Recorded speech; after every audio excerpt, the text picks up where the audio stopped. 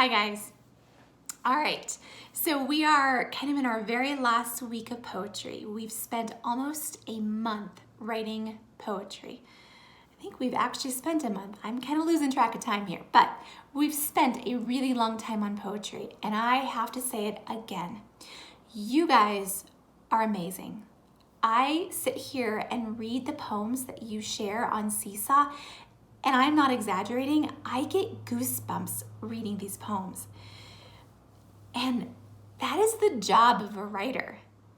You guys, the wording that you're using, the topics that you're choosing to write about, the way that you're sharing it and the way that you're speaking to your audience, that is the job of a writer. And when you write, I don't care if you're writing poetry or a letter or a story or anything, your job is to move your audience. Your job is to use your words as a very powerful tool to move your audience. And poetry is a great way to do that because you have to use that kind of language in your writing. And so I just want to make sure that you guys know how very, very proud Mrs. Everhart and I are on your work, your poetry work. You are simply amazing. So, how do we wrap up our poetry unit? If we were in the classroom, we would actually have asked all of you to choose your favorite poem, to memorize it, and then to share it during a poetry slam. And a poetry slam is just a poetry reading. We would invite an audience. We would have parents and siblings and teachers. I've had other classes come. It's like an exhibition. But you would be up there presenting, having memorized your poem. You would have worked on your hand motions and your gestures and your facial expressions and being very comfortable walking around the stage. And that's what we would have done. Now, things are a little bit different, but we are not going to let coronavirus stop us. We are still going to do our poetry readings. We're just going to do it virtually. So here's what you're going to do. Today you're going to pick a poem. So that means you better go back and look at all the poems that you've written. You're going to pick your favorite poem.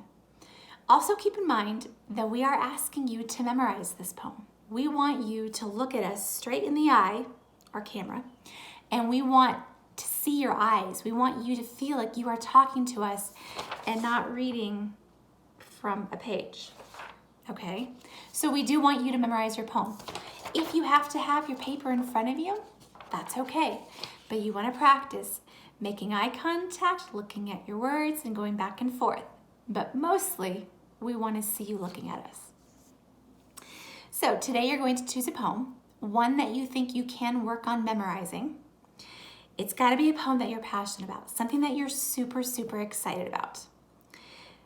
2, you're going to spend today and the rest of this week practicing your poem. 5 minutes, maybe? I don't know. It's going to depend on you. So I always hate to give a number because that number could go up.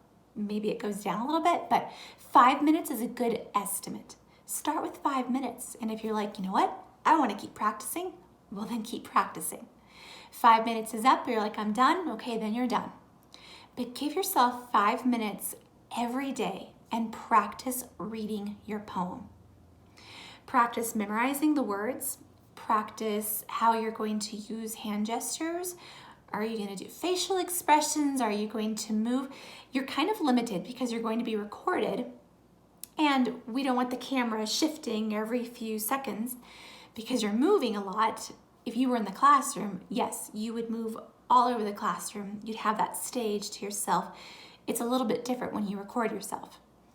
So keep those things in mind. I want you to be thinking about those 2 girls that you saw yesterday. Pretty amazing. Now, they were both on a large stage and had great technology, great cameras to record themselves with. We won't have those things, but we can still make it work. So whether it's hand motions, whether it's, your facial expression, the tone of your voice, are you excited, are you sad, whatever it might be, you want to practice that this week. So work on. So you might end up practicing in front of your parents or your siblings. You might just practice in front of a mirror. That's okay. But every day this week, you need to get 5 minutes at least of practice time in.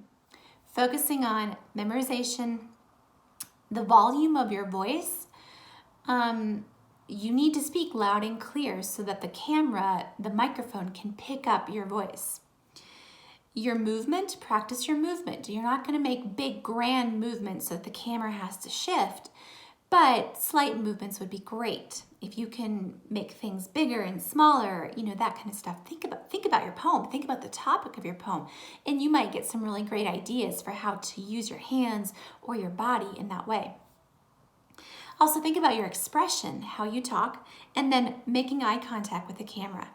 That's going to take some practice. All right, after you've practiced every day this week, the next thing, step number 3, is to post your video to a site called Flipgrid. My class, we might have used this once very early in the school year, so you may not remember it. In Mrs. Eberhardt's class, I don't think you used it. Flipgrid is very similar to Seesaw. You can post videos. You have a time limit. Your poetry is set to 3 minutes. You will be cut off after 3 minutes. If you don't use 3 minutes, that's okay too, but you can't go longer than 3 minutes. And I believe that every single one of you will be fine. I am sharing directions on how to access Flipgrid. You will need to use your District 11 email and a code that I will share through email. I encourage you to get on and practice how to log into this account so that you're not waiting last minute to try to upload your video to this account. You can use devices, whether it's a phone or an iPad, to record yourself and then directly upload it to the site. We are using Flipgrid and not Seesaw because Flipgrid allows every one of us to see each other's work. Whereas in Seesaw, the only people who can see the work is you, your parents, and your teacher. And we want to share this with our 4th grade community. So Flipgrid will allow us to go in next week and see everybody's recordings. And that's what we want. Okay, that post to Flipgrid has to be done no later than next Tuesday. Do I want it done tomorrow? Probably not. Do I even want it done by Friday? Probably not. It depends on you and whether or not you've memorized your poem and whether you feel like you have a good presentation. But your poem must be loaded to Flipgrid before Tuesday morning hits. Okay, step number 4, next Tuesday is our virtual poetry cafe. So on this day, we're going to start viewing all of our classmates' work. We'll be able to leave comments, which, by the way, I've loved your comments from last week on our Poetry Spotlight. Those are the types of comments I want. Very specific comments on an author's work, on their craft, the things that they've done really well. You can even comment on, their hand movements, their motions, you really like their body language or whatever they've done.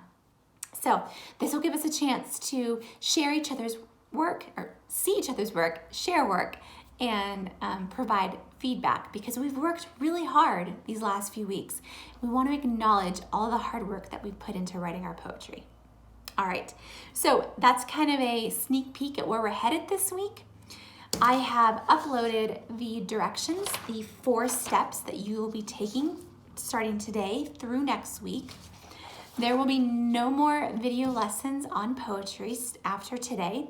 Everything is done on your time. Remember, your focus from this point forward is practicing.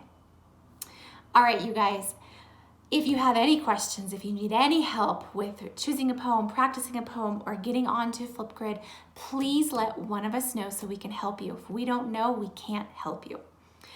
All right, good luck in choosing your poem. Good luck practicing. Keep in mind what those girls did. Keep in mind what you are most comfortable with. Good luck.